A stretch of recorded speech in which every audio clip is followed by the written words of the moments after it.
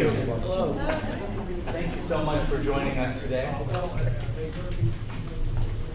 let's begin. My name is J.D. LaRock. I'm president of Commonwealth Corporation. And just want to begin by thanking again Governor Baker for enabling us to come together and to allow Commonwealth Corporation to lead this important work with his Commission on Digital Innovation and Lifelong Learning. As all of you know, this commission is a direct outgrowth of the convening on digital innovation and lifelong learning that the governor held at MIT back in November. And I mention it because I always go back to the remarks the governor made at that meeting and wanted to mention something for all of us to consider. He said, when it comes to this space about which we are to spend the next 6 months discussing, debating, and informing, Massachusetts has a tradition of leadership. Massachusetts has the chops to think big.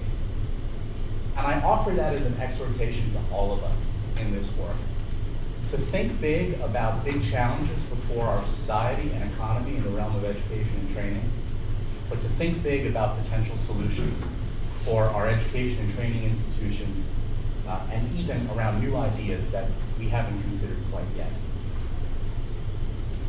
Let me also mention that I think we have a special opportunity to think differently here. I, like Secretary Pizer, Secretary Acosta, and many of you, am in a lot of meetings where all too often the discourse is unnecessarily oppositional, reductive, framed as a zero-sum game. We're about to have a conversation about whether Massachusetts can be on a trajectory to embrace a radically different conception of the market of learners. And if our aim is to dramatically increase the number of people who are receiving education and training in Massachusetts, then we all have the opportunities to be winners in our respective spheres. And that's very much why we have brought people from higher education, workforce development, industry, educational entrepreneurship, philanthropy, to be part of that vision. The last thing I'd like to mention to you, is on the personal side, is that I happen to be a very competitive person. And I mention that for the following reason. I look around right now, and I see about a half a dozen states in the US that are attracting notice for the moves they're making in education and training. Tennessee on free community college, California in launching an online community college, Colorado in launching a new version of 21st century apprenticeships, Indiana through Purdue's efforts to what may become the first truly global university, Maine, which is completely revamping its public higher education system. And I look at that and I'm interested in it, I want to understand it, but I want us to do better. And so that is my aspiration for all of us over the next few months as we consider these important ideas. I want to turn it over to Secretary Acosta and Secretary Pizer for some remarks, and to thank them as well for enabling us to be part of this important work. Secretary Acosta. I'll be very brief. I know that this is a very serious meeting because the blinds are closed in the back, and that's probably one of the best views in the building. So JD's definitely got your attention captured here. Oh, look, I mean, just to segue on some of the things that JD said, this is obviously very important work, and I'm the newest in the cabinet. Been here almost 10 months, not even a year yet. But in every meeting that I've been to, the connection between education and workforce is completely linked. I could not do what I do without education. And not only the pipeline that exists in the youth pipeline, but also retraining adults that may either have fallen out of their jobs for whatever reason, or are just looking for a different kind of career than what they currently have. And we need to work smarter, we need to work harder. I think in this case, it's not working smarter, not harder, which is the saying. I think we have to do both. And I believe that we are at a point in the Commonwealth, with all the secretaries working together with this effort, that we can make some of those dots connect in a better way. JD mentioned Colorado, and I'm not just always mentioning Colorado, because I love the apprenticeship program that they created, that link between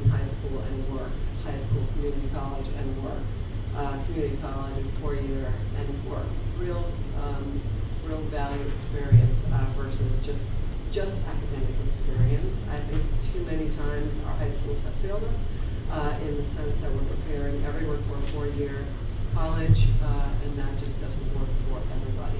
So I'm excited about what this commission will put together over the next quick 6 months. I like the fact that it's a short period. That means that we gotta be brief and we've got to work pretty diligently to get to our recommendations. So just want to thank all of you. I know you're all very busy and you all have very, very busy lives. For you to give part in this public service. Just want to thank you all for joining me.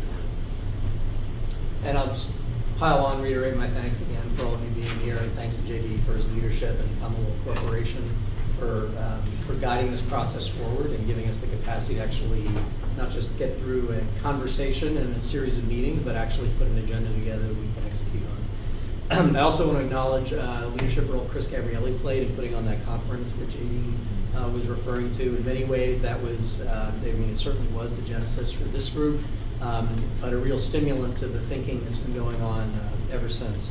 And a couple of things that I would note, sort of in terms of just setting the context. JD talked about not thinking about this as a zero-sum game. I think that is incredibly important because the problem we have right now is we have, if you just look at the demographics of the Commonwealth, not only in terms of an aging workforce, but a sort of a shrinking student age population. We need to be tapping into our human capital in a much deeper way than we are, which means we need to be finding those places among our people, among our citizens who are not getting access to the education they need in order to pursue the careers that our businesses require. And that means we need to be looking at so-called opportunity or disconnected youth, adult learners who are trying to either shift their careers or get an on-ramp into a career in order to fully maximize the human capital that we have. And a big part of what we're trying to do here is in working with all of you and trying to find those partnerships with employers is to provide those young people and adult learners with the access to the educational experiences and the credentials and the skills that they need to not just lead successful lives and access the opportunity that's available here in Massachusetts, but also to drive our economy into the future in a time where, even though things are looking great right now, there are some very significant challenges for us in the future. So this is really important work. It's not just sort of pie in the sky or let's just think about what the future might look like. The future is really here right now, and I think the big challenge that we have in this group is to try to identify where those near-term opportunities are for us to make a difference for our people and for our employers now. So anyway, so thank you again. Thank you, Secretary Plaster and Acosta. Why don't we go around the table and introduce ourselves, our organizations, and maybe say a brief word about our work. Marjorie? Sure.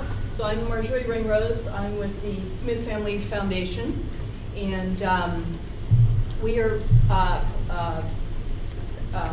three-generation family foundation, which is quite unusual. And most of our funding is in the post-secondary completion space, and it could either be degree or credential. The focus has typically been toward youth, opportunity youth, but also looking to explore into that adult learner or some credential, no degree space. Renier Moquette with Advocate Technology Group. We are a products and services company with a focus around artificial intelligence, machine learning, robotic process automation. I'm also the founder for a nonprofit called Latino STEM Alliance. So we teach kids how to build robots. We currently work with about 700 children a week across Boston and Lawrence. And then most recently, I also founded Cyber Warrior Academy, which is a cybersecurity school that focuses on retraining early stage technology professionals, people that are in help desk and technical support, and providing a pathway for them to get into cybersecurity. Hi, I'm Michelle Weitz. I'm with Strata Education Network. I lead the Strata Institute for the Future of Work, which is really intent on trying to get a better handle on all the projections and forecasts being made about the future of the workforce and artificial intelligence in order to understand how that's going to transform learning for adult learners in particular. And so, because we're a public charity, we have this ability to leverage those insights from the Institute and then figure out how to be more strategic about how we deploy capital through philanthropy, through private equity investing, through seed investments, et cetera. So, this week.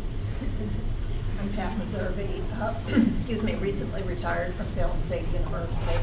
And I would say certainly my tenure at Salem State very focused on how do we draw more students of whatever age back into an educational mode where they can find a career pathway.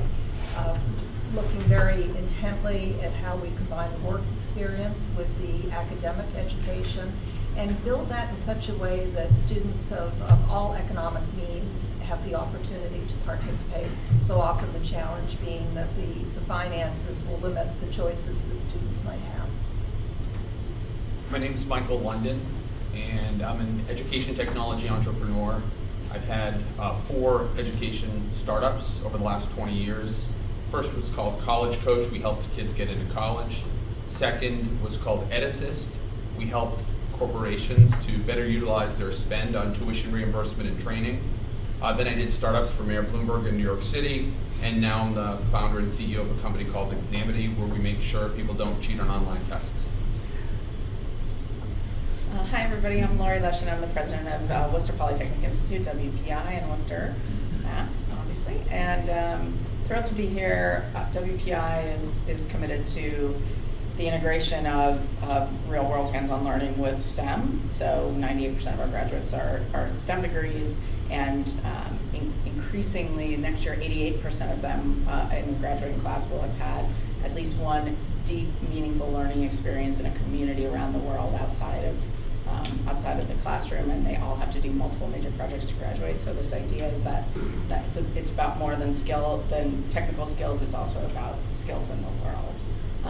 I just want to say that I love the list that you read off of the states and what they're doing, but I really hope that we end up with something that's much more of an ecosystem play. How do we, because I think those are a lot of one-offs, and I'm excited to hear about how different parts of Massachusetts ecosystem, which is the strongest in the country in education, can really all raise our game to meet different parts of this need.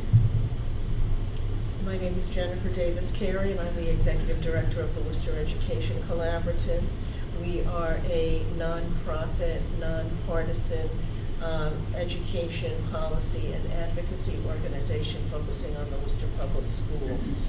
We just got through doing a strategic plan for the district, which was unusual in that it was a completely community-driven process. Focus of the plan is on technology and digital learning, with recognition of a need for technology, both for internal and external communication among the adults, and then for our students, not only preparing them for now, but for next.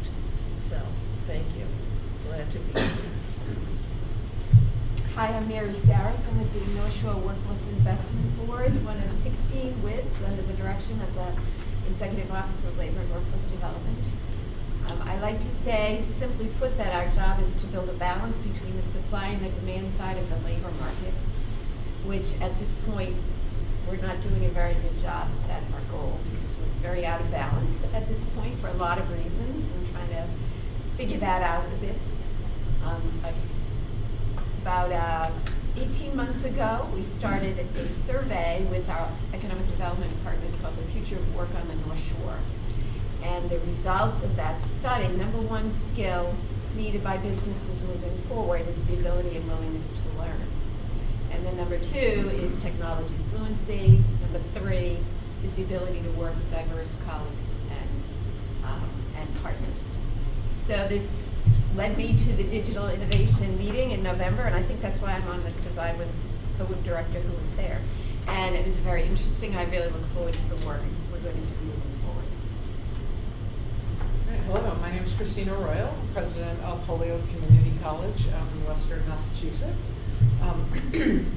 We have students that have a wide variety of backgrounds and experiences, so we try to meet them all where they're at and help them move to their next level of whatever type of credential that they will need to be able to lead to either a better job or a new job, or to be better at their job. And so the primary focus right now, we're in a strategic planning process, is helping to identify our particular strengths and how we can leverage that to support our students. We have recently achieved the designation about a year ago of becoming a Hispanic serving institution, and so that's a real focus on us, not just particularly with our Latino students, but how that helps change how we support and educate students of all backgrounds.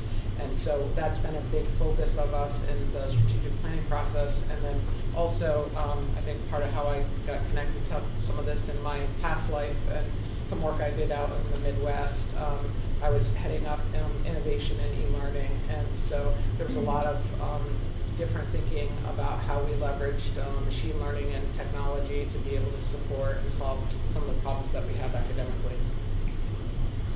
Hi, I'm Don Kilburn. I'm the CEO of UMass Online.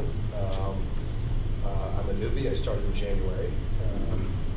Came on board because I was really interested in helping the state create an opportunity primarily for working adults to advance their careers through online education.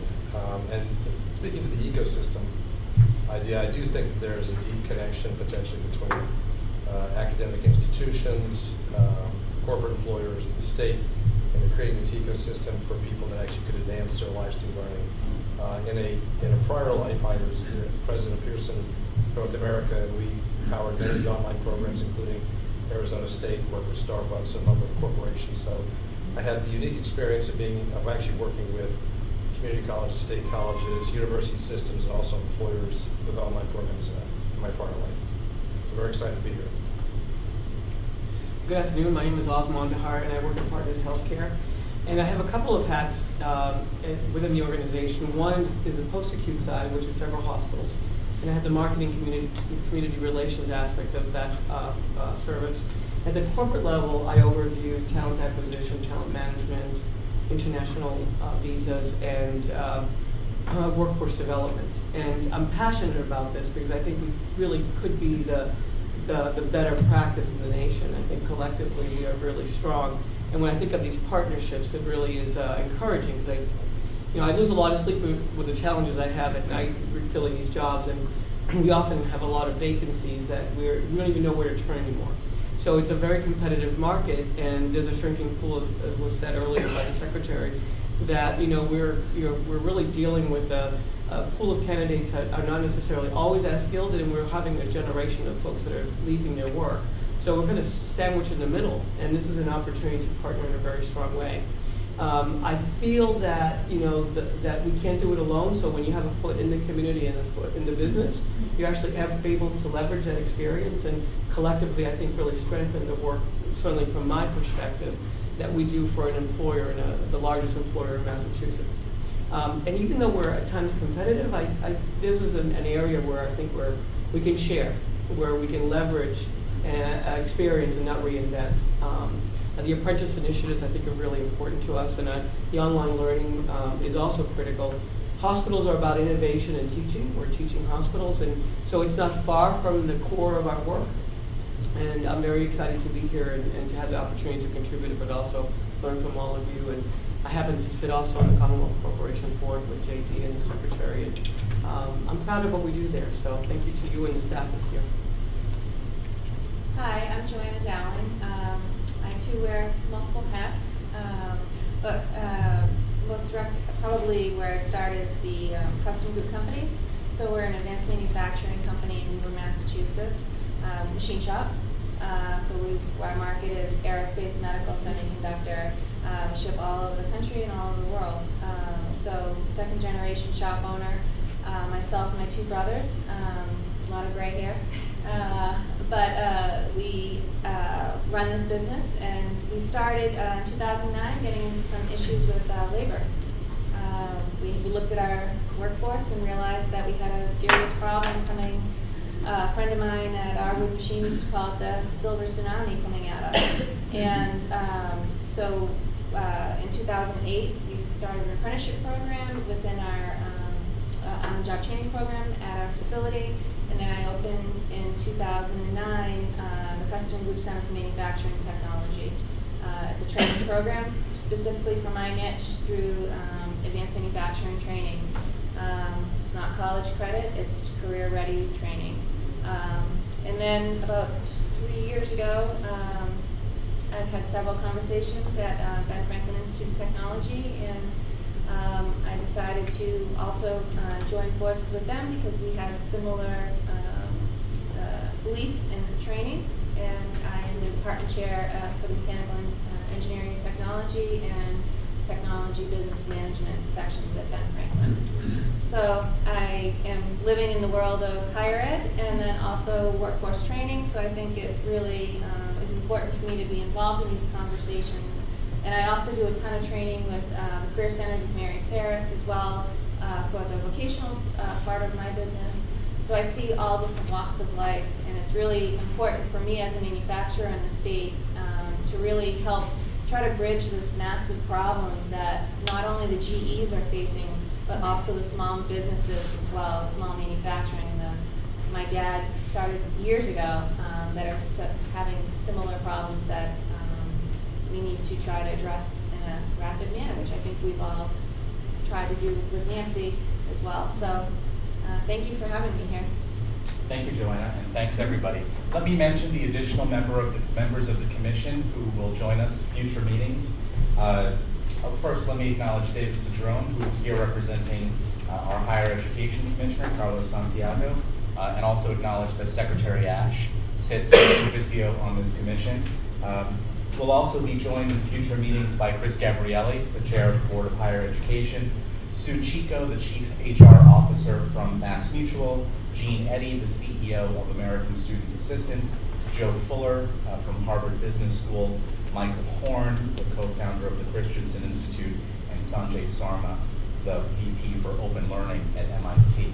So let me also acknowledge my team from Commonwealth Corporation at the back. You have heard a lot from Andrea Nauman, who around scheduling. Thank you very much. But let me call out our project leads, John Niles and Raya Vaisanen, and you'll hear from Raya a little bit further in the meeting. Your agendas are at the front of your binders behind the future meeting dates, but let me just go over the structure of our discussion today. The theme of this meeting is the voice of the employer, and a little bit later on, Raya will tee up a brief introduction that will lead to Oz and Joanna sharing some perspectives as employers around how to really make meaningful and lasting connections that get new crops of learners the jobs they need in the time that they have. But first, I thought that I would give a brief overview to sort of set the landscape and setting for our discussion.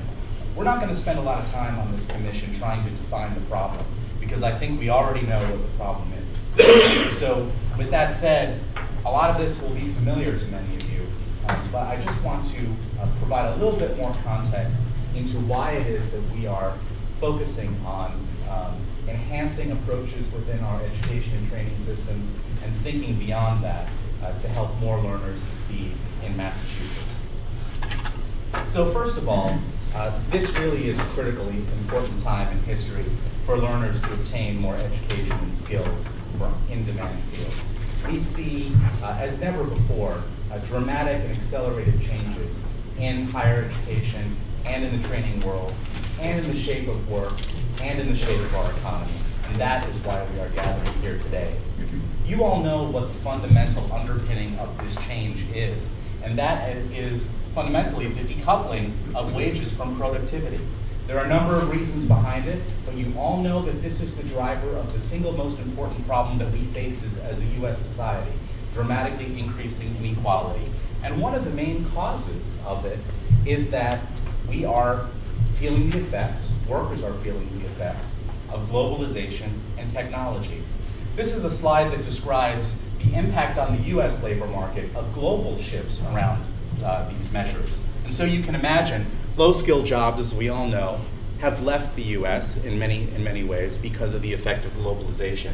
We also see a relative decline in middle-skilled jobs, but interestingly enough, and as you'll see in a later slide, that is not because middle-skilled jobs are going away. It's because we haven't yet made the connection between training, educating, and upskilling people for middle-skilled jobs that exist, in order for them to fill the jobs that are there. And this underscores that point. We see here that middle skill occupations as a share of the economy are declining, but again, this speaks to the skills gap in many ways more than anything else. Here in Massachusetts, it's very clear who the winners and losers in our economy are. Those with post-secondary credentials are the big winners. And that's been great for us as a state, and it's been great for our economy. And we've attracted many people to our state because of the preeminence of our education and training institutions. But we haven't fully capitalized on the opportunity before us, the opportunity for our people. And I'd like to call your attention to this population in particular. There are at least 600,000 working age adults in Massachusetts with some college but no degree. That is a huge untapped market that can provide not only the next generation of power and lift for our economy, but really the underpinning for the next evolution of Massachusetts people and its success of our state's Commonwealth. That, combined with the fact that, as you see here, people who don't have more than a high school degree are not only not succeeding in the economy, they're departing from the economy altogether. We've seen declines across a number of levels, but those, this is a chart about males, but those who have high school degree or less are exiting the economy, and that is a huge waste of human potential at this moment in time. So where are we currently with our education and training landscape? Well, we have a lot of success. We are and remain the state with the largest share of post-secondary education completers in the workforce. But we're also seeing declines in our education systems. We see declining enrollment in our community colleges. We see roughly level, slightly declining enrollment in our state universities. Now, there's a lot of talk, and Secretary Pizer and I have been in a lot of these conversations, about the fact that the cohorts of high school graduates are declining. And that's certainly part of the driver here. But I think that that is not the only part of the story. We know that there is a day of reckoning occurring for higher education. For many years now, as college costs have gone up, as people have found it harder and harder to pay for college, and as colleges themselves have been stressed to find a successful internal business model, we see and can plot with evidence that the ROI on a college education is starting to decline in some institutions. And that is a cause for worry and suggests the fact that as good as our education and training systems are today, we have opportunities to make them better, and we have opportunities to think differently about the people for whom the value proposition is not currently there. Let me also call attention to the state of affairs at our two-year colleges, our community colleges. President Royal knows this fact well. I know this well as a community college board chair. Community colleges play a vital and fundamental role for economic mobility in our society. As a class of schools, they enroll more undergraduates than any other type of institution in the United States, and a big chunk of learners here in Massachusetts. But we see that for many learners, the model has its limits. I want to call your attention to this bar right here. The success rates for people who attend two-year institutions exclusively part-time. After 6 years in these programs, only 16.4% have completed a credential successfully. 73.2% are no longer enrolled. And that is not a demerit of these institutions. It's more an acknowledgement of the fact that it's very hard for many learners to get the learning they need and the training they need in the ways that work for them. I don't know if any of you have tried to get a degree while working. I have. It took me 10 years. And I tried really hard. And so I very much sympathize with the ways in which our post-secondary institutions try to meet this segment of learners, but often struggle. And this is something that we have to do better with. Overlaid on top of all of this is this big discourse that we've been hearing more and more about over the past 2-3 years. The accelerating impact of automation and technology on both the shape of our economy and on the very shape of work itself and the nature of how work is performed. This graph plots the sectors of the economy where we can expect to find declines in wages and in the number of jobs because of the impact of automation. And it's very easy to see that accelerating technology and automation is affecting almost everything. It's affecting lower skill work, it's affecting higher skill work, it's affecting white collar work, it's even affecting creative work. And so the opportunity before us has to encompass thought about the way in which work and the economy are changing and building that into the types of education and programs we now need to consider. The estimates of this change are dramatic. McKinsey, Bain have estimated that by 2030, nationwide, we may see 53 million jobs, 40 million jobs go away because of the impact of technological change. We can even track now the year at which it will be more efficient for robots to do jobs in certain sectors. This is the auto industry. This is the wage cost of human workers and the wage cost of robot workers. As you can see, and as you all know from reading the papers, that cost curve has long since been in favor of the robots. Electrical equipment, we put it here as a representative industry that would reach into manufacturing or reach into fields like engineering, not low-skill fields. This year is the year when automation becomes more efficient, according to some estimates, than continuing to invest in human workers. Even what we might think of as more artisanal fields, like furniture making, meet that point of reckoning as well. And so again, I just want to underscore the way in which it's important to consider that the nature of work is changing and how we need to factor that into the thinking of this commission. But there is an upside. We can predict with relative confidence the jobs in Massachusetts that are going to increase over the next few years and the jobs that are going to go away. And if you look at this roster, you see certain things stand out. A lot of middle skill jobs, a lot of healthcare jobs, a lot of jobs that require a certain baseline of technological capability, as well as a lot of jobs that are just harder to automate and need the human touch or human judgment in order to be done successfully. That's something we ought to keep in mind as we continue our conversations. And this is in line with what we've seen over time in terms of Massachusetts growth industries. If it's the objective of this commission to really home in on the areas where we can make a difference, the sectors that we ought to focus on are relatively clear.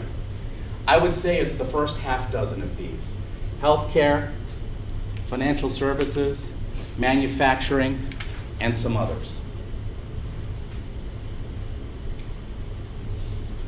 Finally, I want to bring it back to the governor's convening and the strategies that we have in mind to amplify through the work of this commission, and the connection to what we see employers saying in the Commonwealth and beyond.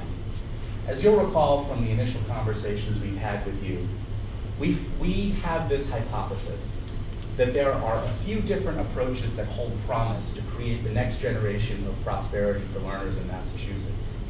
Online competency-based education, programs that are really intentionally co-designed with employers, credit for prior learning schema, experiential learning, and soft skills development. And when you look at what employers tell us they need to help get the job done, I think it's really easy to map those things onto what employers are telling us. If employers are telling us that that job seekers lack hard skills, another word for skills is competencies. Thinking about ways to amplify competency-based education makes sense in this context. If employers are telling us that they just don't have the applicants in the first place, then thinking about co-design programs with employers begin to make more sense. Thinking about credit for prior learning schema so that learners can take advantage and get credit for what they've already done makes sense. If lack of experience is something that employers call out, experiential learning is a potential solution. And then finally, if lack of soft skills is something that employers call out, soft skills development programs are a potential solution. This is not to say that these things aren't happening already in the Commonwealth, because they are in many places. But our opportunity now is to amplify the use of these strategies and others we haven't discussed yet, much, much more, so that we can create something powerful to address these problems, but most of all, to benefit a new cohort of learners who we need to benefit in order to strengthen our Commonwealth for the long term. Let me stop there and ask and invite your comments and reactions. Pat, you're smiling as we call on you.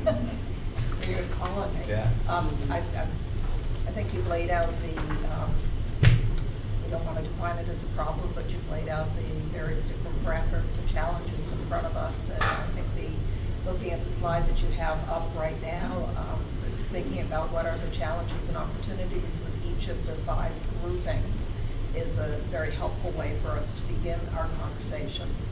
And also looking at some of the reasons behind the challenges that you're placing here. And I'll just reflect on the comment that I made during our introductions in how do we bring students, how do we bring individuals, and when I use the term student, I really mean the range of ages from probably as young as elementary up through the returning student, the adult learner. How do we make them aware of the opportunities that are there and build mechanisms in such a way that they're able to see a pathway for their own future that they can afford to undertake, and meaning that they can afford it while they are, in many instances, needing to be working at the time that they're also earning the credentials, the skills, et cetera, that they might be pursuing. And actually, when I was speaking with Secretary Acosta, as we were gathering for the commission, even the awareness that a field is available to a student, and thinking about that at a very early age for many students, but that also could be the returning worker, as Mary's population, as she's working with the WIP. How do we make people aware and have them come into the process? I think it's going to be a major part of the challenge. Yeah. I think following up on that a little, you looked at that chart with the jobs that were declining and the jobs that were growing. Because I think I've seen that chart, or a version of it, many times. And the challenge is explaining to the public what the work world is all about. This is so complicated. When you look at that chart, and computer programmers are declining, software application is increasing.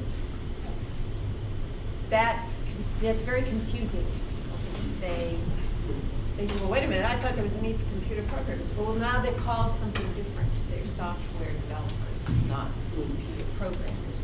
So the need to figure out how to explain this complex world is real, particularly with the young people who, in our future work survey, didn't like any of the options.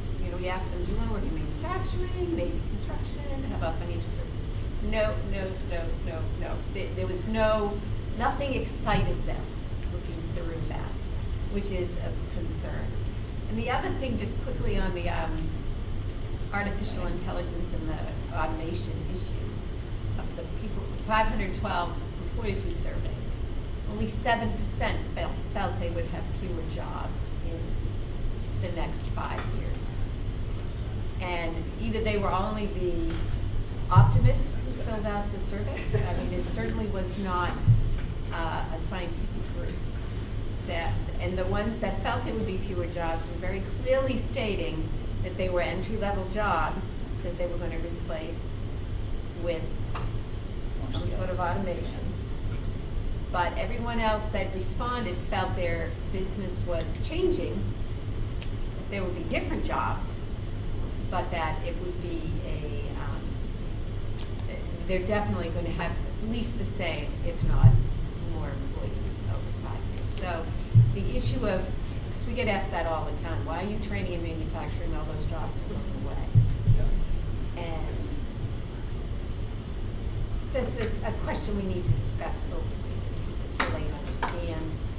If nothing else, we're replacing the ones who are retiring, if nothing else. So. That's concerning, to say the least.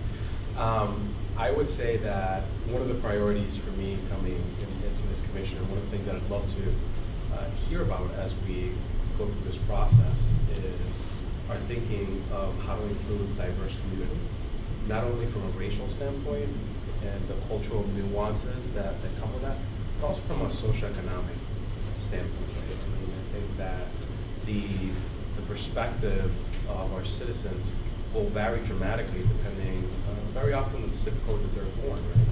So being able to think through that and ensuring that there is a high level of awareness, not only in the policy that's being developed, but also in the programs that are then being rolled out at a very local level.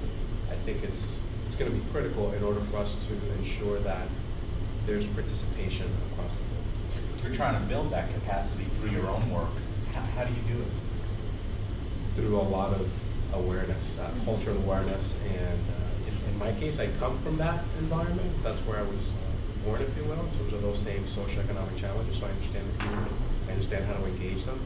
The question is, how do perspectives like mine and that of others around this table that understand those communities make it into the policy and make it into the programs that are happening across the Commonwealth. And I think that's important because very often we have certain communities that really don't have participation in the innovation economy. Sure. No, just quickly, as we start plotting these pathways and you know, as we think about youth pipelines in particular, let's also remember to include the parents, because the parents aren't, they are coming from a whole different place, and there are maybe these new names for these new jobs. They're not familiar with it because this is just not, and then the whole idea of manufacturing being dead and being, you know, dirty, grungy place to work. I mean, all of these things, I think we need to do a lot of educating parents as we think about plotting this lifelong learning for their children.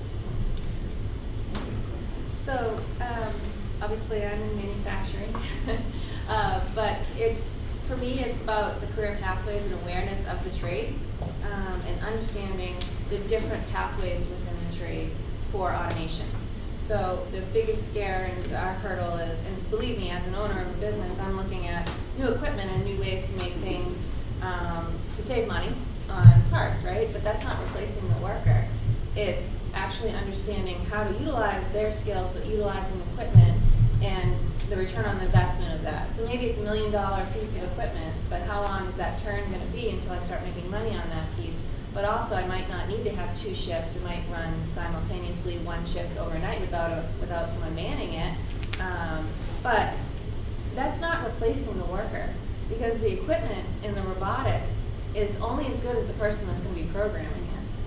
But you have to understand, for me, to trust someone, and the learning for me and the pathway of the learning is still understanding the traditional methods of learning and understanding the engineering of it and understanding the machining and how metal moves. You still have to teach all of that, but there's multiple different branches that that person can go through within the industry in itself that is amazing. So I think educating the parents is critical.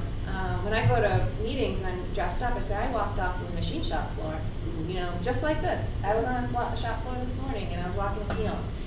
The image of my dad and me running around a machine shop at 6 years old is completely changed now. But it's all about not even just in robotics, but just finding that even though automation and technology is coming and it's replacing, and I'm sure Oz feels the same way in healthcare, you still need people in order to make that equipment run. And how I bridge it is with robotics with kids, the battle box and all that stuff. That's another way to reach kids too. There's so many different ways, but I think we just have to understand that automation is not going to replace those jobs. It's going to make it easier for us as manufacturers, but it's never going to be still. I mean, we buy equipment all the time. We're still looking for people every single day. There's not, and I network with all of the manufacturing, large and small, and they're still looking for people every single day. And they're buying robotic arm equipment all the time, fans, and it's just, you need it. So it's not replacing. I remember when the internet became more pervasive in our work, and everybody said that this was going, all the jobs are going away. Yeah, and so I kind of feel like it's a parallel conversation there.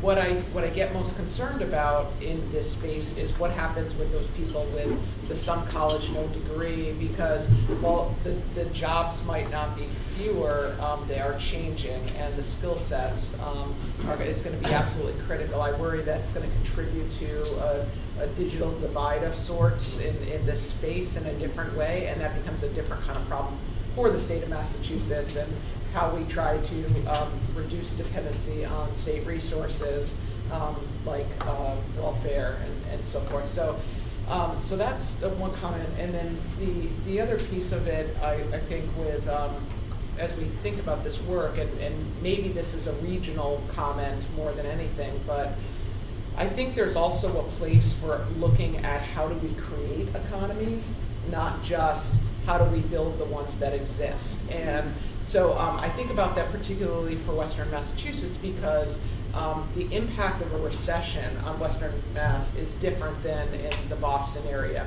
So in looking at the idea of creating economies that can bring new skilled workers, and so how do we introduce even the business community to new future opportunities that we could start to build those economies, I think is a really extension of the conversation. Awesome, then, Lori. So, well, I agree. I mean, the robots will certainly change the dynamic, but certainly it's not going to replace all the contributors that are breathing air. So I will say a couple of things. I thought your presentation was great, and it scares me that healthcare is at the top of that list of demand. But the reality is that our management also needs to be part of the conversation. So that's the only missing piece. So let's say we come up with some strategies here. I would also include in that strategy and building is the expectations of the hiring managers have to shift. Not that they have to lower their expectations, but think about different ways of involving the folks that we're hiring. And so the folks that would come to the table for an interview 3 or 5 years ago are very different than the ones that are coming to the table today. Their expectations are very different, and our hiring managers in many ways are still thinking, geez, why don't you want to work the weekend? And geez, why don't you sign up for this and get more involved? And we just have to, our perspectives have to shift along the way. So engaging business in that discussion, I think, is important beyond the folks that are in workforce development and really those that are critical to the hiring. If we can, within the system, work this, and they certainly listen to us, but at the end of the day, are the expectations that they have going to be met? And the investment, I think, of the businesses has to be pretty critical in the education piece. And thinking about the retirement wave, I mean, one of the things that we're thinking about as partners is how does that wave of knowledge that's going to be departing get involved right now in terms of transitioning that history, that perspective, the valuable components of their work, and how does that become a richer sharing of knowledge while you're paralleling with innovation? So you made a point that I was going to make. I have 2 points. One is about getting companies more involved in this conversation because, and I said this on a phone call with some group of folks early on in this process, our experience as a technological institution that's turning out some of the best STEM grads in the country, right, is when companies will come in and say, hey, the only people who could do this job is a computer science grad, as opposed to our 95% of our other students who also have coding experience but may have taken a slightly different pathway. I do think that a lot of this mismatch is about both sides being in a better conversation about how to match skills. We hear so much about quote-unquote soft skills and the importance of those in addition to the technical competencies. And these students come out with these in droves when they come through most of our educational programs, but yet we're still looking to hire pretty narrowly, pretty traditionally. So there's a lot of talk about the need for a new kind of worker, but we're not actually hiring those folks when we're not putting our money where our mouth is, as companies always. Companies are not always doing that. It's our experience at a higher ed institution. My other comment is I completely agree that the sort of partial higher ed to completion target group is a really important one to focus on because there's a lot of there's a lot of potential to unleash from that group. But I would argue that similarly, we have an extraordinary strength in this state of our already educated workforce out from under whom the world is changing very quickly. And as we think about lifelong learning solutions, to me, that's a huge target population for us, is how are we going to keep those workers who were at one point well-skilled, but for whom the world is moving on, how are we going to provide entry pathways back into the right kind of educational opportunities for them?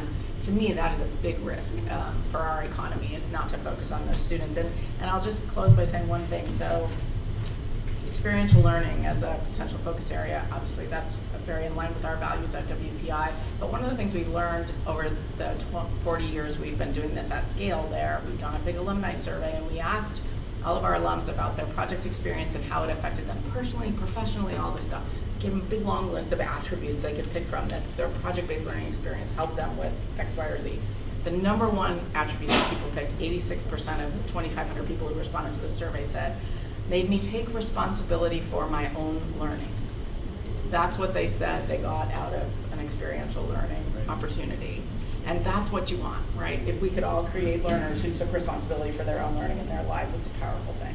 So I want to say good on you to have experiential learning on there. Thank you. Let's give Michelle and Michael and Jennifer, and then we'll transition to the next segment of our conversation. Yeah, two quick things. On the some college no degree population, so we've been actually deploying a poll with Gallup over the last 2 years. We've interviewed 250,000 Americans. And out of the some college no degree population, we often kind of tag them as sort of low-hanging fruit for skilling up and making them sort of more engaged citizens in the workforce. They're actually, 49% of those in that camp have absolutely no desire to come back to learning, to advance their learning. There's no way in which we can, with our current ecosystem of learning, entice them back into the system. So it's great that we're kind of approaching this from an ecosystem point of view, because what we are currently doing, we just can't offer that and expect takers. The other thing I was just going to add is around the competency-based education and how that's kind of one of the sort of tenets or pillars that we're kind of banking on, which we totally agreed upon is, who doesn't want mastery-based learning as kind of the core of what we develop. But, and this is coming from someone who used to work at Southern New Hampshire University and kind of the, College for America's great competency-based program. And the problem with the challenge that we have with all online competency-based education is that we have 600 universities dabbling in it, and they're all developing hundreds of thousands of competencies that may possibly all mean the same thing, but have no standardization, no taxonomy. So you have that going on over here, and then on the workforce side, you have thousands of employers talking about skills and abilities and soft skills and baseline skills, and we have no definition of what a skill is, right? Katz Kruger would say low skill is something you could teach in one day, right? That's a low skill. But we have different definitions of what low skilled labor is, what middle skilled labor is. So the problem is we have these two very different taxonomies that don't speak to one another. And so I feel like the opportunity ahead for all of us, because we know there's a disjunct here. The major opportunity ahead of us in thinking about it as a regional play is that we could create an ecosystem where we could create some sort of standardization mechanism or taxonomy where we have job postings that are posted in the same way, where we're asking for the same kinds of skills, and we have universities building those skills and using the same language.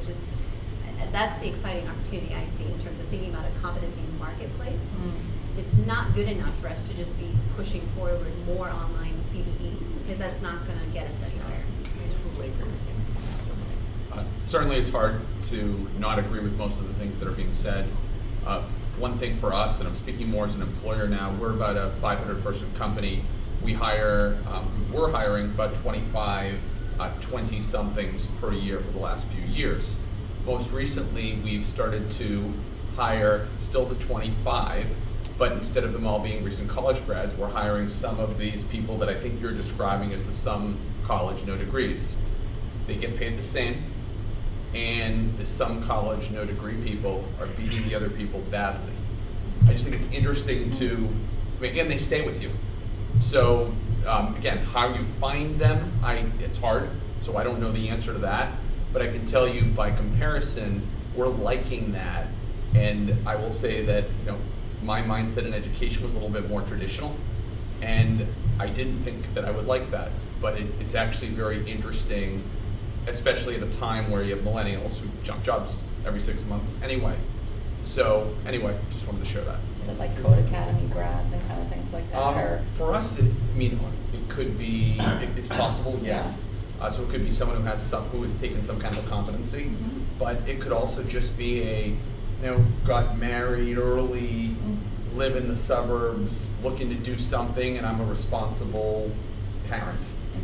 And they're interesting, and they exist, even in Massachusetts, where people think of our schools as Harvard. Thank you. Jen? A couple of points. I'd like to reiterate Lori's point about the college grads that we have that need some sort of retooling in terms of technical skills.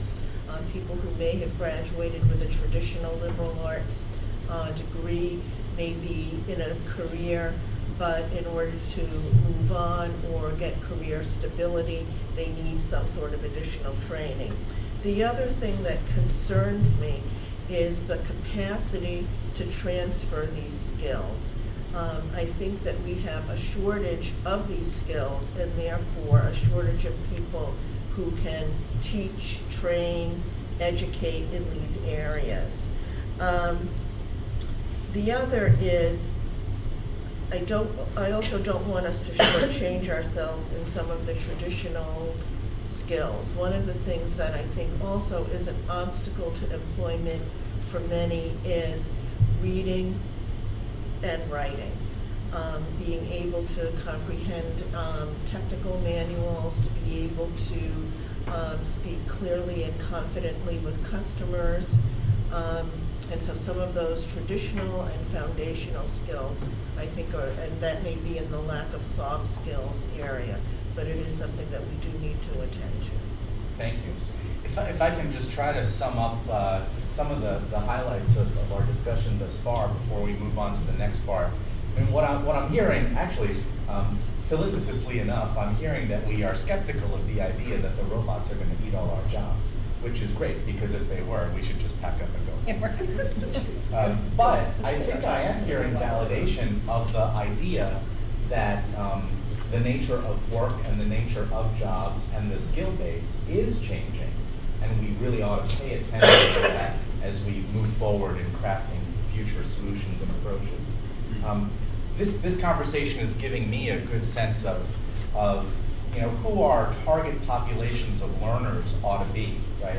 A lot of you have mentioned, yes, the some college no degree population, but are exhorting us not to forget incumbent workers as well.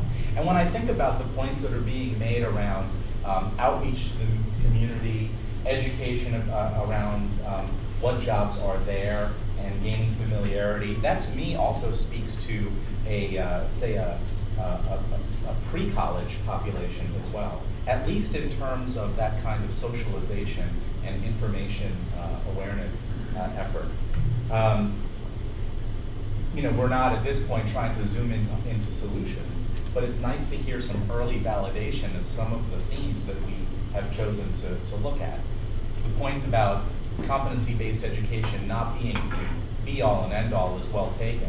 And I would say that we're thinking about it as maybe kind of the core, but a core that is supplemented by lots of other things. Soft skills development, experiential learning.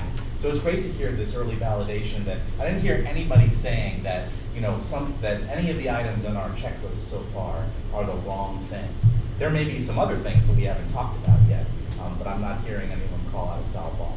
So that's great. Thank you for this opening discussion. And now I'd like to segue us into really a deeper dive into some of the issues we've teed up already. So as you know, we've spent the last several weeks having individual conversations with many of you around the core themes of this meeting and our next meeting, which will be around the voice of the learner. For this meeting, the voice of the employer, we went deep with Joanna and Oz to get some of their perspectives on what they're seeing. And I'm going to turn it over to my colleague Raya to talk a little bit about those conversations, the high-level findings from those conversations, and then Oz and Joanna are going to say some more, and we'll open up again to discussion. Please.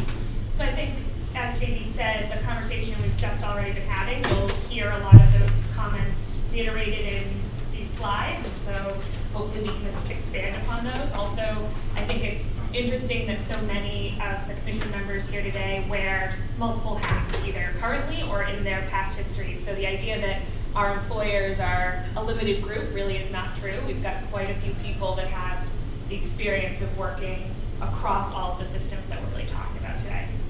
So as JD said, we've been holding calls over the past couple of weeks in preparation for this meeting and future meetings. And today we're focusing on the employer perspective, but this is only the beginning of that conversation. So we'll be listening to this perspective throughout our time together and lifting up those perspectives throughout the commission time. In addition, future meetings will focus on voice of the learners and other stakeholders. We had some great conversations with Oz and Joanna, which we'll want to expand on. And Commonwealth Corporation really strongly believes that the most successful workforce solutions are those that have employers deeply involved and committed to the development and execution of the problem. So this is really something we think about every day at Commonwealth. So first we asked several questions, some of our employer members of the commission. What ways is your company utilizing digital innovation and or lifelong learning strategies for your employees? Tell us about the high growth job categories in your company, and also job categories that are most important for the future, what's going to grow in the future. What are the most important skills these employees need to have and develop to do those jobs? And what are the most common and most difficult obstacles your company faces in its efforts to train employees for the skills your company needs and to partner with the entities needed to do so? So some of the themes that came up in our conversations, and I think came up today as we've been talking, online learning on its own is seen in some instances as antithetical to employer needs. So even as it could be a method of reaching more learners, it's not always actually immediately helpful to an employer's need. Training and education is best when it leads to flexible workers. I think Joanna talked a little bit about this earlier, and Oz and Joanna can further define this. But we see it as meaning having a skill set that involves critical thinking, problem solving, and really preparing workers for lifelong learning. I think we talked a little bit about this already, the idea that how do you start preparing young people today for a type of learning that many of us haven't even quite had ourselves yet. So when you think about continuing to retrain and go to school, and the adults that are going to need to do that, how do we communicate that from the beginning on? Online learning is being adopted, but to varying degrees in workforce training, and it really varies greatly by sector. And I think Oz and Joanna have different experiences with their introduction and use of online learning, and can talk about that too. We heard about how the strength of partnerships like Boston Healthcare Careers Consortium and the Northeast Advanced Manufacturing Consortium depended greatly on the level of employer involvement and made these effective at leveraging public resources, communicating, and solving challenges across the education and training system. And so it's great that we have so many people who are sort of able to participate in some of these examples to talk more about what makes a successful partnership. And so in talking with some of our other commission members, I think this was an interesting place where we heard about the interactions they've had in the past with employers and some of the challenges we talked about earlier today too. So Oz and Joanna acknowledged in conversation, it can be challenging to get employers involved. But for both of them, they've seen the need and the value to putting the time in. Joanna spoke about this specifically with her involvement starting up the Northeast Advanced Manufacturing Consortium and what really drew her to commit to that project. Experiential learning, whether it's internships, job shadows, co-ops, etc., is vital, but supporting employers, particularly mid-size and smaller, is necessary. So employers who don't necessarily have the human resource infrastructure or even management infrastructure to handle students or young people or retraining adults into their workplaces, how do we get more employers on board who otherwise feel overwhelmed by that proposition? We spoke with some of our Education and Workforce Commission members and heard their acknowledgement that communicating skill needs can be challenging when there isn't a shared language. And I think I've been part of conversations with that, particularly around manufacturing, but certainly when we're even talking about soft skills with employers, what we're talking about when we say critical thinking, means something very different, and it's very hard to go deeper because it's hard even for the employer to describe what they mean. And so even giving examples of, it's when they can take a chance and have self-confidence. It starts getting into even muddier definitions. And so I think that's come up as something that's vital to our work going forward. Our education system outside of the workforce training, primarily non-credit side, isn't known to be quick to respond to employer needs. So the nature of higher ed curriculum... I resemble that remark. No, we don't actually. Right. I think I actually heard it from some education representatives, so I felt comfortable sharing it out. Thank God Mary left the meeting. But the nature of higher ed, just with curriculum review and approval, accreditation mandates, and even philosophical differences about what's most important to include in curriculum can slow us down. And so that can be a challenge. And historically, truly employer-led, regionally specific solutions have seemed to work best in our state. But this makes it difficult if we're thinking about trying to do things at scale, or we're talking about some one-size-fits-all magic bullet. So some employers now are willing to go anywhere to meet their needs. For instance, making Southern New Hampshire University an attractive option, even in a state that has an abundance of great higher education institutions. So I want to open this up first to Oz and Joanna, just to sort of, we had some great conversations about some of these challenges and the ways you both sort of approached them. So I'd love to hear your reactions to sort of the conversation as we've been having it today. And also to share, other employer partnerships that you think could be lifted up. And once Oz and Joanna get going, I think we should all feel free to join the conversation and share from our perspectives. Well, I just want to say also, employers are to blame as well, and I'm an employer. When employers are reacting to coming to like Worcester Polytech or whatever, it's almost as too late, we as employers, because we want you to turn on a dime and solve our problems. So I'm blaming myself here, and I didn't realize early enough on running the business because I was so engrossed in just trying to meet my customer demands on a daily basis, and it wasn't forward thinking. And I think that's the pitfall and downfall to any business owner and when you're running a small business under 100, I would say, 100, 150 people is small business. Even if you're in a 20-man or 20-person shop, they're not thinking long term, they're thinking next month. And that's the problem. So they're not strategically thinking. So we're to blame as well. So in that format, and that's kind of how Nancy started. I went to a meeting. I met Nancy Brown because we were going to do a workforce development WTF grant years ago, and that's how I got introduced to workforce development originally. Nancy is critical to me. It's almost like I feel like it's another child of mine, and I really feel passionate about it because I was brought to the attention of David Cruz out in the western part of the state of how successful that model was. out there and how their employer engagement with manufacturing and the education department and all the great things that they were doing out there. And a gentleman, Eric Nakajima, I don't know if everyone knows him here, right? He came up to me and said, "What are you guys doing in your region?" And I said, "We don't have that," you know? And it kind of dawned on me, and I was the chair of Metro North at the time, and I said to Nancy Brown and Linda Bass and everyone, and that's kind of how Nancy started the pulse on it. And that's why I'm so supportive of NAMC and all the great work that they're doing, is because it's so critical for our region. And as an employer, that's kind of how I viewed how I kind of brought my company into the folds of workforce development.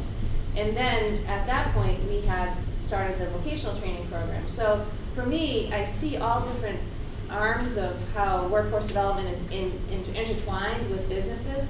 But when you bring businesses in too early into a project, they don't have the time. They don't have someone like me in their workforce or there to dedicate, or someone like Oz. So for me, it's very important. But I want to just say that when businesses come to the table, it's too late. So we have to kind of think as educators on how we have to be one step ahead of them on what their next career pathways are going to be, or the next job openings. And when I see the young kids coming through Ben Franklin or through my training program, and my training program, it's not just young kids, people that are, all walks of life. The younger kids are fascinated with the technical piece of it. They all want to be programmers. I want to program a 5-axis machine. You're not going to touch that because you know what that's going to cost when you break it. But they want to jump ahead of the beginning stages of that elementary learning that they need. So we have to kind of reel them back and have them understand the sky's your limit when you have all of this. You can program anything, you can design anything you want, but you have to understand the basics before you can run. And the generation gap is that the older workers, I hate to say older workers, but people that are afraid of technology hold themselves back. So that's the struggle that I'm constantly dealing with on a daily basis, is trying to, people in the workforce development section coming out of career centers, trying to get them involved in manufacturing and saying, yes, you can do this. Just open that side of your brain, even though, I call my kids all the time, when I say I can't figure my iPhone out, but open that side of your brain so that you can, and help them open that side of the brain so they understand technology and not be afraid of it. And the language barrier can be bridged as long as they have the basic math competencies and understanding of the basics. So there's so many different arms, and this keeps me up at night, of how am I going to bridge it all together?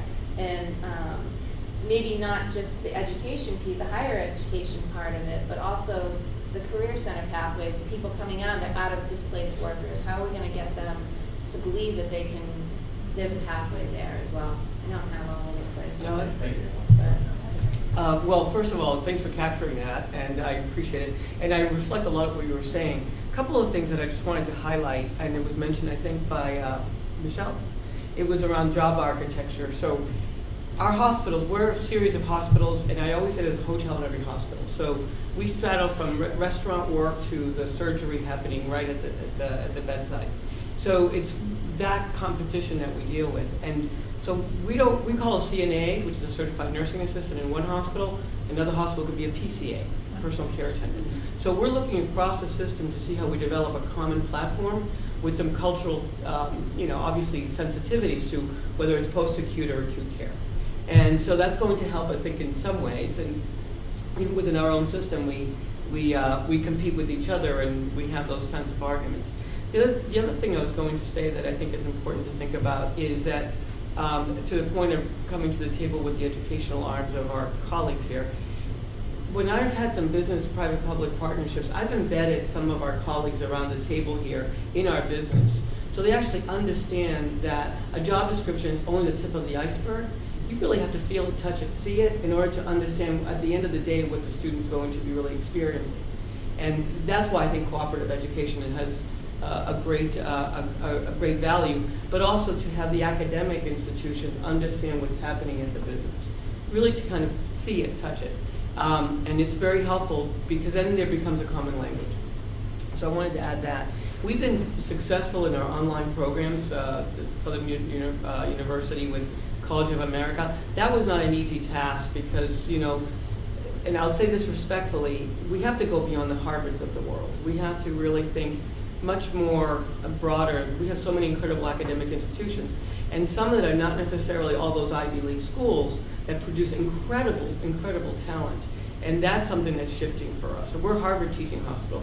We're also teaching hospitals for many other academic institutions. So thinking about where you get that education, that experience, and then for us the challenge is really the precepting. Here's where the expense comes for us. That we don't have enough to go around to then precept that student, to mentor that student, to figure out what their needs are. And so we're working with some of our management staff to impart some of that knowledge and making sure that when we onboard folks, we actually think of all those things. That we think of for everybody that comes through our doors. You know, it's sort of we're tough cookies. So if you skin your knees and you're there for 5 years, you're going to make it. You know, I mean, there's a lot of folks that leave between that 5-year mark that we need to be aware of. So bringing that awareness to the table, I think, is important. Our tuition reimbursement, I'll just say a couple of things about that. And I'm very proud of what we do as an employer, but we have to be more nimble, and I'll ask a little bit about the academic institutions as well as that. You know, our tuition reimbursements go for, I don't know, for very specific semesters. We have to think about providing that tuition reimbursement for certifications and for other academic successes and you know, sort of programs. Our needs are from nursing assistant on up to ITIS and artificial intelligence. So we're all over the board on this. The skills, you know, you captured some of them. You know, digital skills. I mean, it's really our CNAs right now actually have to have computer skills. In the past, that wasn't the case. So very difficult, challenging, and very rewarding work, but we're expecting an awful lot. I think on the challenge side is time. I mean, we're all challenged by time, so it's taking us a bit longer to onboard folks.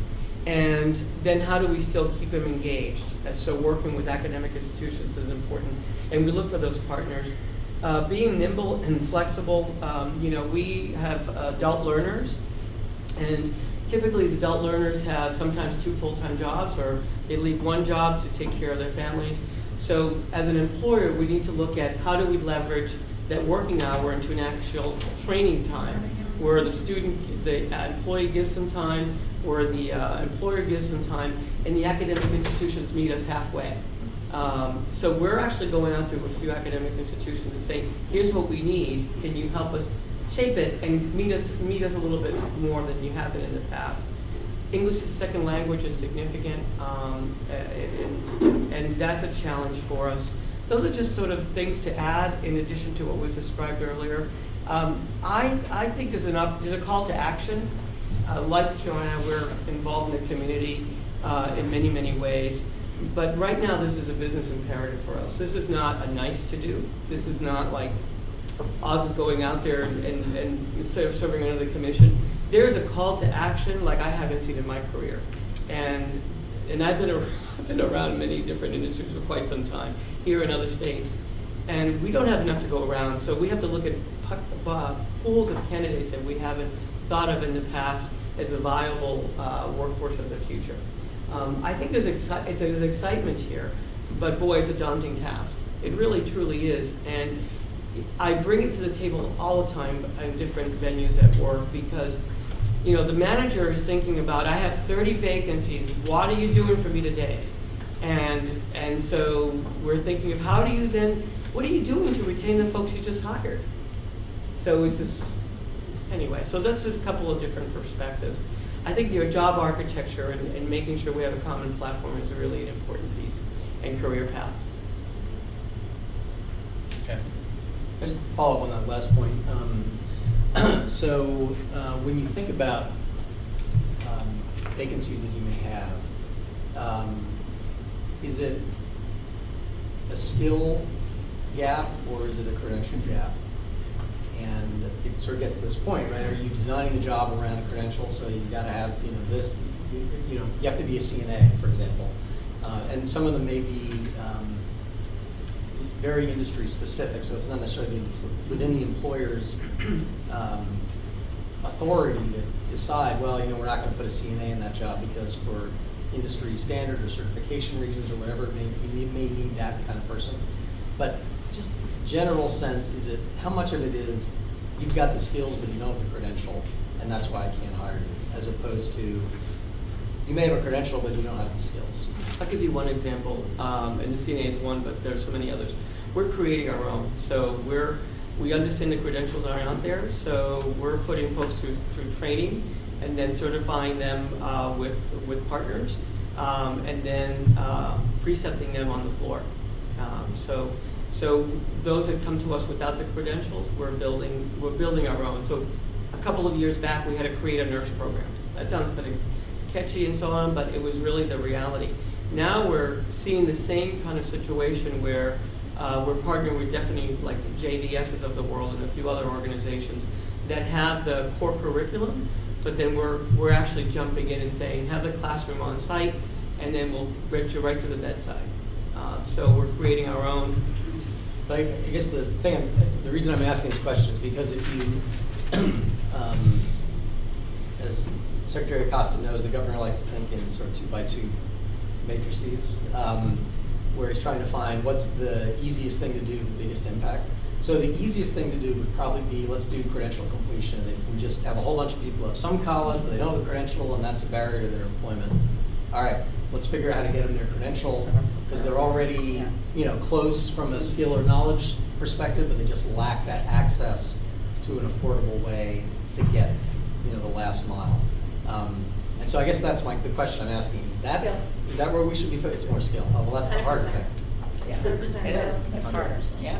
For me, so I wrestle with this all the time because I teach at a college, right? I write curriculum for a college, but I also do workforce training, incumbent worker training. That's my primary, where I get most of my money is incumbent worker trainer, and then I also do workforce development training through grants, like let's say through displaced worker grant training as well. So I have multiple arms for my business, and then I also work with students for higher ed. There's a big difference though. So when I have a college graduate that's coming out of a technical training program, and I see them that have the actual hands-on machining experience, they've been exposed to CNC, they've had management level skill training, all of that stuff, and they've had some work experience. That's my unicorn. Okay? They're hard to find, right? Because they don't want to come to a small shop. They all want to work for GE, or they all want to work for Raytheon, right? Sorry.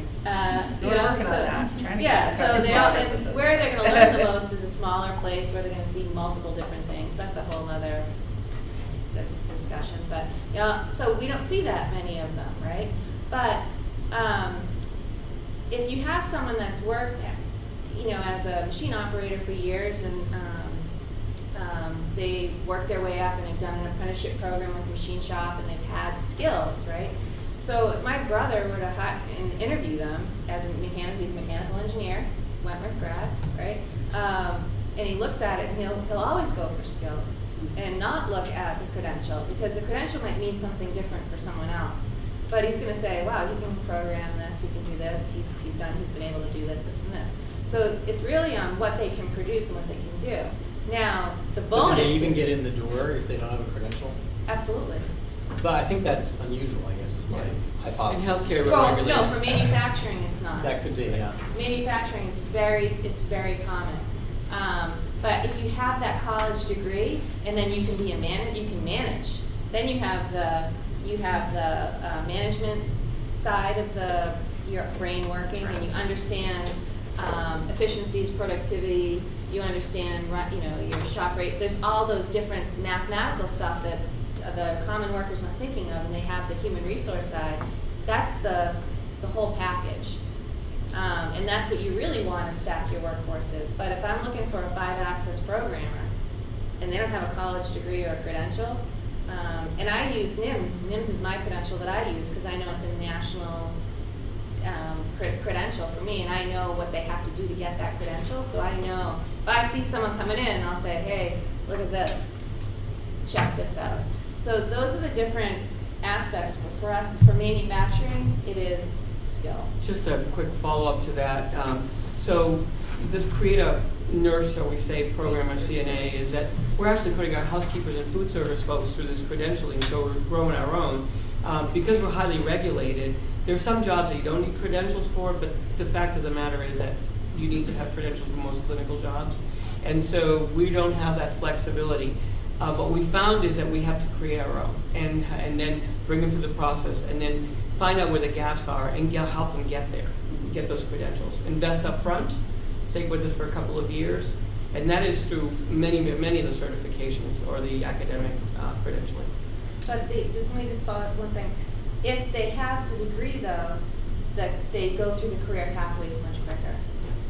So if they have it, but if for immediate skill set for that type of machining process, that's where the hone is. But you'll see that if I looked at my workforce in the past 20 years, the people that progressed through the ranks always had the education that pushed them through. So that's kind of the rub. You know, it's really interesting because I hear you both talking about skills gaps, and skills is the real need here, but I also hear you in particular, Oz, pointing to the phenomenon of credentialism in your company, and which is probably exacerbating the problem because your hiring managers are focusing their efforts on credentials when and maybe inflated credentials for the job at hand instead of what they really need, which is skills. Makes me think a little bit about some of the efforts afoot to, you know, redefine the college diploma or create a skills-based sort of diploma where a hiring manager could actually have a meaningful understanding of the skills that have been acquired through a person's education or training program. Marjorie, Yeah, Roy. it was really the Secretary's question. Is it credential or degree? It was my big one. But listening to you, Oz, if you play out what Partners is doing on creating their own credentials, and that's happening in lots of different places, right? How do folks go from Partners to another employer with that credential? So it's like, what's the either transferability of, you know, there's a transferability around a BA, credentialing, right? Or even to some lesser degree around some AAs. But when you have, you know, is there some accrediting something, maybe it's a little akin to a job taxonomy or something, I don't know, where because there would seem to be a lot of inefficiency around Well, that. I think that's a really good point, and we don't like to recreate, but where we can play is we are at the table. So the Healthcare Consortium is involved in thinking across the system as to what those credentials might be and how do we then leverage what's already in place. To be clear, though, credentialing and academic degrees are very different. So we're struggling right now because you can only get CNA certified if you work in a skilled nursing facility versus a long-term care or rehab facility. And that's a longer discussion that we need to have, but not at this time. So we're trying to figure out how we can provide more training opportunities, more classroom instruction, and working with those that are providing the credentialing. So embedding them in our business, and then guaranteeing jobs, but not necessarily as an isolated employer. Quite frankly, I think it's one of the areas where we compete, but we're still very willing to work with our competitors, you know, whether it's a BI or whether it's Leahy. That's not necessarily the Achilles heel for us, because we're all scrambling, even within the partner system. So how do we turn the tide on that? And we're really coming to the table with very open minds and thinking about how do we do this, and do we then take some of our skilled clinicians and apply them to a classroom and say this is part of your job to do this, you know? So we're trying to leverage what's there. We're not trying to. Your first goal is how do you recruit, retain, and upskill for partners, and then secondarily, if there's no applicable transference, that's nice. Like, isn't this where this idea about credit for learning or prior learning, sort of different pathways of learning, might really be of value? So we have one example where we worked with BAE Systems it's engineering leadership development in that case, but where they had some very rigorous internal training programs that our faculty assessed, and we now give 6 to 9 credits for people who complete that, and then they do the second part of the degree with us. And again, if you're creating that stuff internally, are there not sort of intended, partner educational institutions that might be willing to think about an actual, so you kind of do both, right? You can get that education credential and you know then they're certified and have the skill set you need.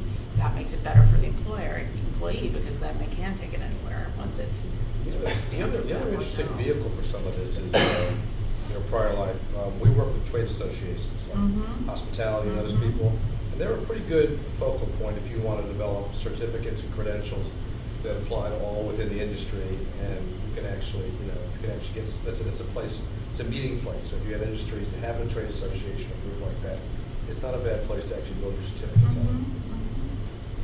I also think that there's some crossover, not just with the prior learning that has a lot of applicability here, but also the idea of the apprenticeship model being different from the way that we talked about apprenticeships in the past. And so one of the things I think about is most recently in Minnesota, we were trying to redo our engineering curriculum, and we asked the employers to come to the table at the beginning, and instead of putting the experiential learning experiences after they've gotten some education, we actually asked them to hire them from right after their first semester. And so then we started off this relationship, and so it was a little bit of a combination of what you're talking about, that there's some in-house development, but then there was also some formal education happening, and ultimately not only did it help with the skills piece, but it was helping with the soft skills piece. And that's the other piece that you hear employers talk a lot about in terms of soft skills, and that's what our liberal arts curriculum should be doing. So, to me, Marjorie, your comment speaks to the idea of scale, right? Can we? And I would like to believe that if we home in on a significant sector or several sectors within our economy, we could achieve meaningful scale within the sector.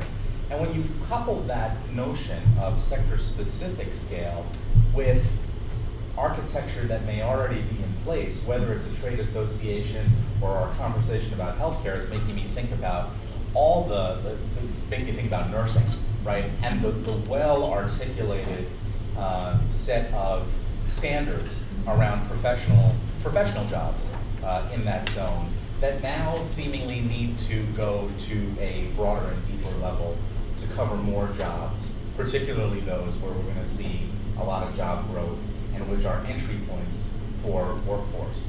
We have a lot of this architecture in the professional sphere. Now the opportunity is to figure out how to replicate that for these other jobs where we could get some meaningful scale. Because and credentialing. Something else that is really also interesting is if you can begin to codify the job path, the career pathways, in terms of you need the following 4 things to do the next level, the following GE did this pretty well, the following 3 things to do the next level, and you actually communicate those effectively. People kind of know where the pathway is to get to the next job and to the next salary bump or whatever. And so you can begin to communicate that, and they can self-direct around, I got these 3, and this one over here. And if you get some kind of consensus around what that looks like, it's very helpful as a consistent communication on what's important.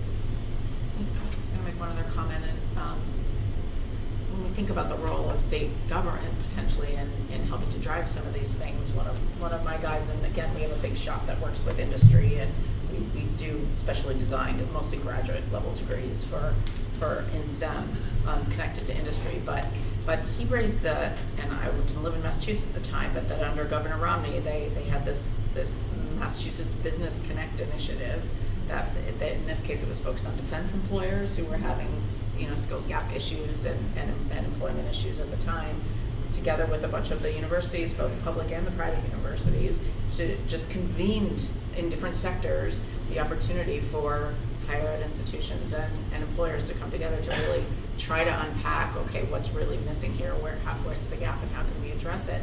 And again, a lot of people had different ideas about how to do it, and we had a couple of degree programs come out of that conversation for specific employers. And again, I feel like the ecosystem is here, but convening it effectively is one great role I think that state government can have. Yeah. Rather than prescribing necessarily very specifically the nature of the solution, which always worries me that we Well, and would be unlikely to work since the solution is a moving target. Yes, exactly. Yeah. Question. So I'm a little stuck with the entry level, mid-level, and senior.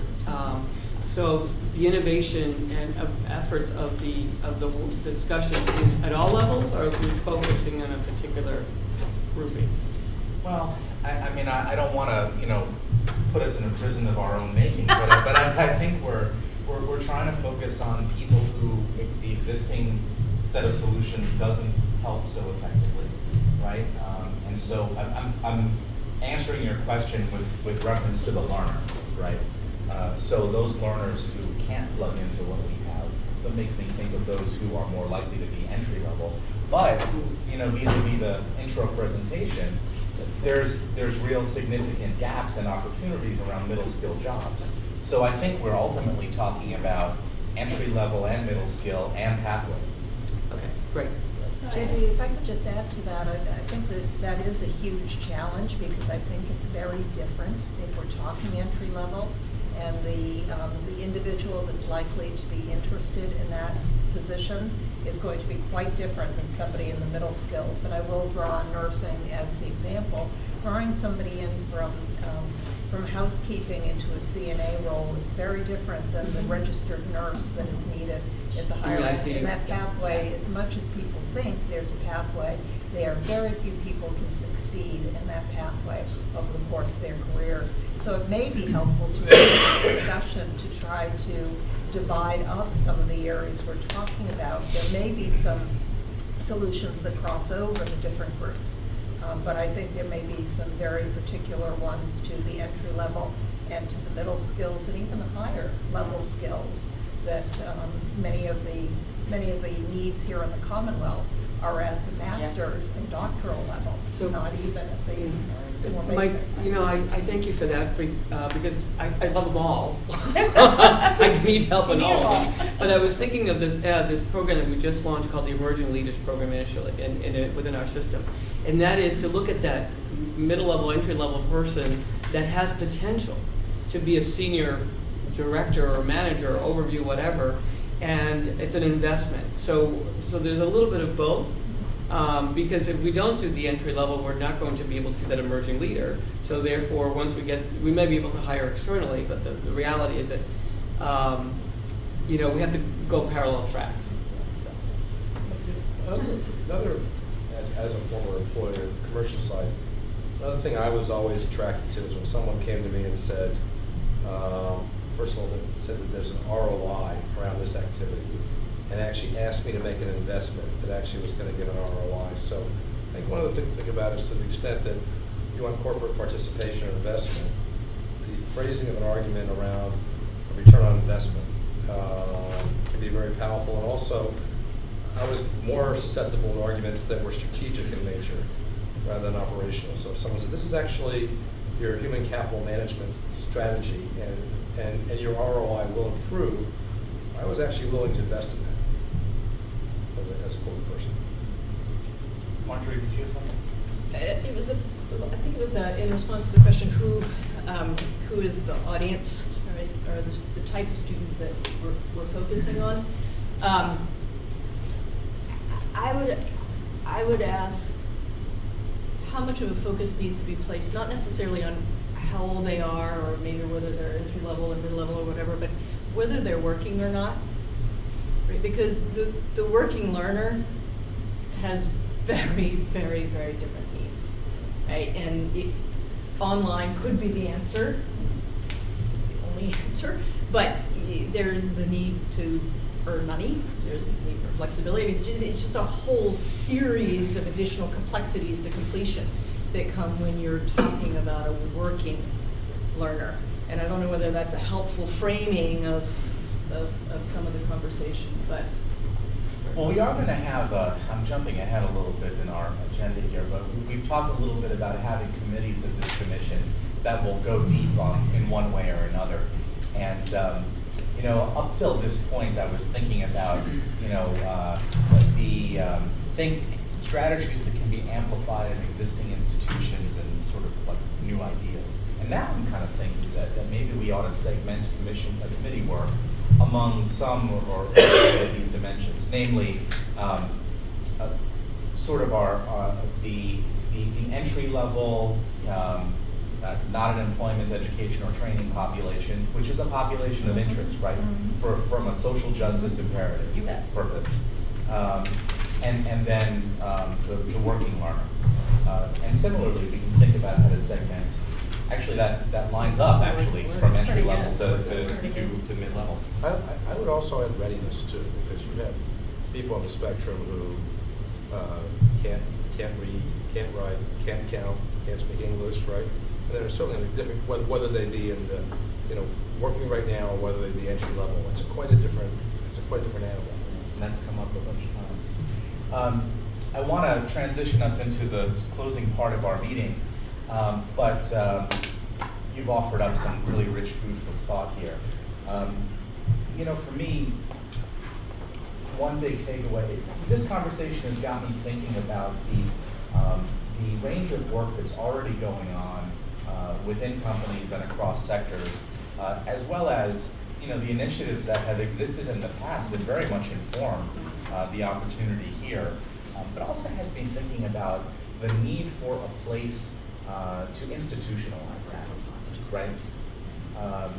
Because while these ideas have been thought about many times before, the opportunity here is to create a structure that doesn't come and go with any one administration, and that's an important consideration here. We've heard a lot about just this balance of skills versus credentials and the phenomenon of credentialism, and the need to have some sort of adjustment moment within companies, particularly within mid-level hiring managers, to create that alignment between what is needed and what hiring managers also look for. But you've also laid bare some of the very clear tensions around time and energy and cost within companies about how to do that. Let me invite the secretaries to amplify some of their takeaways. You go first. There's just so much that's been said. I think we're on the right track. To the idea of this, of kind of dividing into committees, just I think it's a good idea. I'm not sure if it's flushed out enough yet. But clearly we know that there's going to be a gap in workers, and we were saying healthcare, manufacturing, IT. We've gone through a whole regional process over these past 12 months or so, where we took our 16 workforce investment boards, and for planning purposes, we put them into 7 groups, and when we helped them with state data, Bureau of Labor Statistics data, to show them what was the demand in their regions, and then what was the supply side. So who's coming out of it, the schools, or what skills do they have, and what are we going to do with matching that skill set? And the 3 priority industries that came up from Berkshire's Cape were in manufacturing, healthcare, and IT, with the 3 that is coming up for all of them. And we know if we do absolutely nothing in the next 5 years, we'll have 15,000 job shortages in healthcare. We'll have 10,000 in manufacturing, and about 80,000 right now that we have open in IT. So clearly a problem, and we continue to focus on that, credentialing versus what skills are we talking about? Are we talking about the technical skills? Are we talking about the soft skills? Are we talking about both? So and then exposing learners, exposing middle school and up to these different career paths. What are they for the youth pipeline? But I think we have a real sense of urgency here, and Oz, I hear almost like desperation in your voice, because we are at that critical juncture where we've got to get something figured out, because I'm concerned about the aging of our workforce. And when you add aging workforce in manufacturing, for example, and then new technology, you've got needs coming at you from both ends. So that's critically important. So I do think that we maybe to speed up the work of this commission need to figure out where do we focus, where do we lend those legs, so that we go a little bit more vertical, a little bit deeper. Any other JD, if I could just, so I do think, Secretary. this decision about the committee structure is going to be really important. Yeah. That's, Yeah. it's a great conversation. I do worry that we're already sort of boiling the ocean a little bit, and we need to frame the problem in a more manageable size. And on the one hand, we need to be careful not to be too tactical in order to fit within the time frame we have. On the other hand, we shouldn't be setting out for ourselves such an ambitious agenda that we come out with a sort of 30,000-foot report that says, gee, we got a big problem and here's some big ideas, and go off and good luck figuring it out.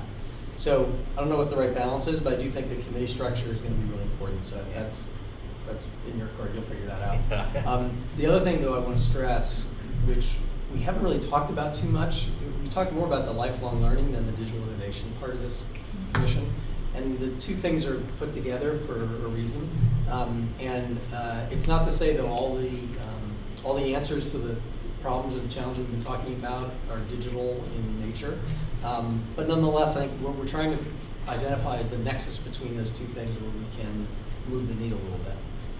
So just sort of keep that in mind. And the other thing I just would say, and hopefully I'm not jumping to conclusions too much here, but connected to that idea of digital learning and innovation being part of the solution or key to the journey we're taking is that thinking about the way in which the new technologies and new approaches to digital learning combined with the changing landscape around employer demand and needs and the sort of ever-changing context within which that exists suggests that we need to be focusing on sort of bite-sized pieces, for lack of a better word, maybe micro-credentials that are more on demand and maybe more asynchronous, and that people can combine different ways in order to meet employer needs, in order to move them forward from a credentialing point of view, blah, blah, blah, blah, a lot of buzzwords in there. But I think, again, I don't want to jump to conclusions because I don't know where this can or should lead, but I do think there's something in that space that is likely to be where we start to end up. So anyway, all that is to say, sort of keep these two things of digital innovation and lifelong learning in mind as we move forward. Thank you. We've engaged with the complexity here, which we need to do, because this is a highly complicated thing. But I actually am pleased that we haven't let 1,000 flowers bloom in this initial conversation, and we do need to keep in mind the governor's exhortation at the EO signing that it's easy for us to sort of wander. We definitely have to work, and the goal here is not to create the one best system or try to be all things to all people. At some point, we're going to have to make choices. But we've done a good job so far, I think, surfacing some critical tensions here and providing some thematic orientation, which we can now use to build out a committee structure and continue our conversations. We've utilized, as you know, this construct of having these preparatory calls to try to solicit your engagement. We're interested in knowing what other things we can do to keep you engaged in the Commission's work. If you haven't seen it, we have a website for the Commission. It's a site for reports and background information, as well as put the minutes of the Commission here. We've talked about utilizing an online discussion board as a way to have some interface between the meetings. And if we set it up a certain way, we can adhere to the requirements of the... I'm going to close my ears. No, unplug them, because we can meet the requirements of the open meeting law, apparently. So that's an idea. Digital innovation. But what is the... I was thinking, right? Yeah. That'd be nice if we... What a concept. Yeah. What else would be helpful for you to make the most of your time on this commission? A couple of reports discussed today with data collection from the workforce investment boards and some of the things that Michelle mentioned. It would be incredibly useful if we had a sort of a document repository that was more even than what we see here, but as people who have their various perspectives on this or have data they might want to share, that would be very useful to me. I would love to read some of that stuff. Great. What else? So So just on that front, should we send to you any recommendations or thoughts that we have on documents that we were sharing? Yeah, And you yeah. can so we don't get overwhelmed. We sort Yeah, through and what's- we'll put them up on Yeah. the website. You'll see there's a bunch of stuff already there. We'll organize them in a way that makes sense for you. The other thing I'll mention is that we've, the team here has put together a fairly extensive list of program profiles that describe examples of the various innovations we're talking about that are in use across the country. So on online competency-based education, experiential learning, all the rest. Yeah. So if you haven't seen those, please make use of those because they're useful primers on what's happening around the country. Just one quick comment. I'm just thinking of the 6 months, which goes back pretty quickly. And I served on a commission over at the Department of Labor at the federal level, and some great discussions and some true learnings happened, and I'm still waiting for some results. So I would just ask us to think about, are there any low-hanging fruit that we can think about, including in whatever the outcome is, because I think it'll motivate more discussion. And then is there a call to action at the end of the 6 months? And that, to me, not to throw anything out there because I don't have any preconceived notions, but going back to where I think we benefit is that three-pronged partnership where, it's a state, it's a public-private partnership, it's the academic institutions, and a call to action so that the boundaries and the barriers that we already have in place maybe dissipate a little bit.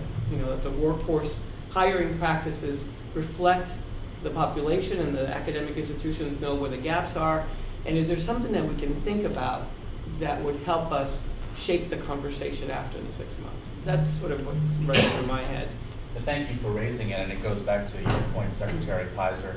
As we've talked a little bit about, our hope is that this will be a very practically oriented report that proposes a thing or things to do that we, as representatives from our various stakeholder communities, feel confident that we might actually be able to do.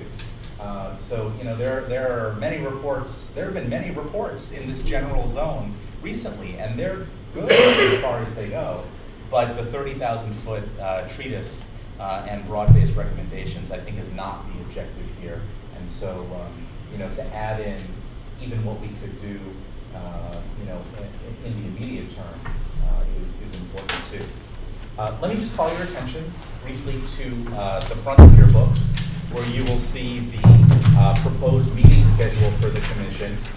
A little bit different from what we discussed before. What we're proposing here is that we convene for our second and third meetings as a full commission. The next meeting, the proposed theme is the voice of the learner. And then over the summer, we have in mind that we would have our committee meetings. To be determined on what the specific orientation will be, and I'd like to think about that and come back to us with some ideas. But the idea would be that you are invited to join one or both of the committees, and then we would meet over the summer to go deep on some critical issues. We will have an executive writer joining us over the summer to help with the early production of the report, and that will be also a good opportunity to get some ideas on paper and pass them amongst ourselves so we can make this as much of an action plan as possible. But we are on a tight timeline, and as stated in the executive order, the goal is to have a report no later than the end of October. Any last questions? Well, thank you very much for a great first meeting and discussion, and see you next time. Thank you. Thank you. And Oz, they're not silos, they're cylinders of excellence. I'll remember. A colleague of mine from Northeastern gave me that one. Thank you, everybody. I love the manufacturing. Good job, Judy. I worked at a moving company for about 5 years. Oh, you did, I am here. So I actually sent the drawings. Yeah.